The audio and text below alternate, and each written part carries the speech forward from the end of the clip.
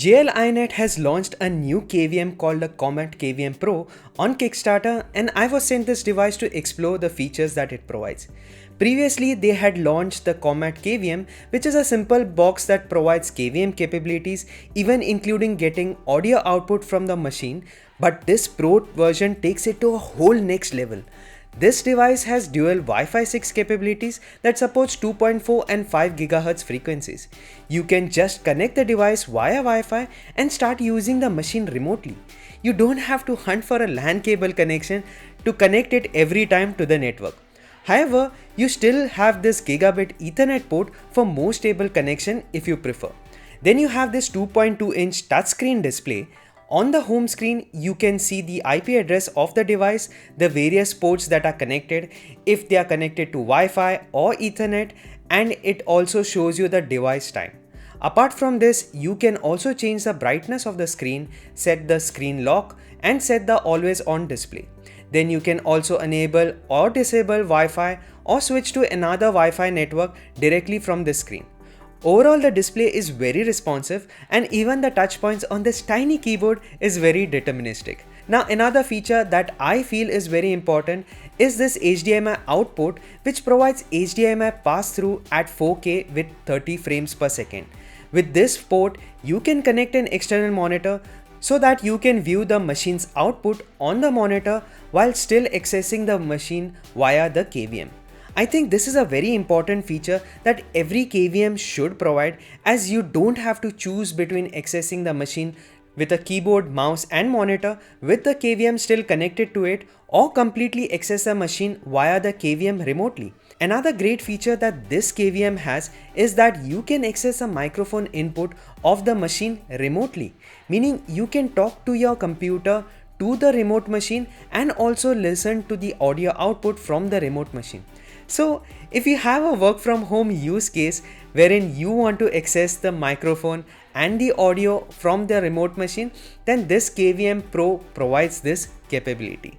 Now, in terms of storage, it has a 32 GB internal eMMC storage, and you get about 26 GB of storage to upload some media to it to share files with the remote machine. Since you can access the machine while booting up, you can upload an OS image and start the installation process completely remotely without you needing to physically connect an installation media to it.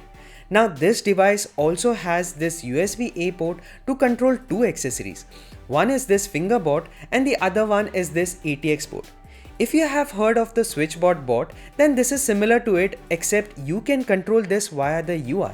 You have this USB dongle to connect to the KVM, and you can access the fingerboard from the UI and turn on the device by physically pressing the machine's button. Then if you have a desktop or a server, then you can use this ATX board to access the power pins of the machine so that you can remotely power on the machine. Now, apart from the HDMI in and out port, you have this USB-C port that supports PD power supply and a USB-C port for accessing the machine's keyboard and mouse. Now, this device is powered by a quad-core Cortex A53 and has 1 GB of DDR3 RAM for its operation. Now, in terms of size, it's about twice the size of the Jet KVM, while being slightly smaller than the GLiNet's Slate 7 travel router.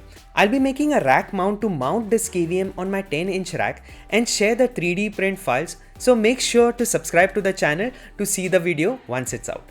Currently, I have the 1.6 beta version of the firmware, and in this you can set the video quality, whether the mode is via WebRTC or direct, set the resolution of the remote machine. Then you have the speaker settings, the microphone input settings, keyboard settings and various mouse settings. Then in the system settings, you can set the identity of the KVM Pro for the remote machine.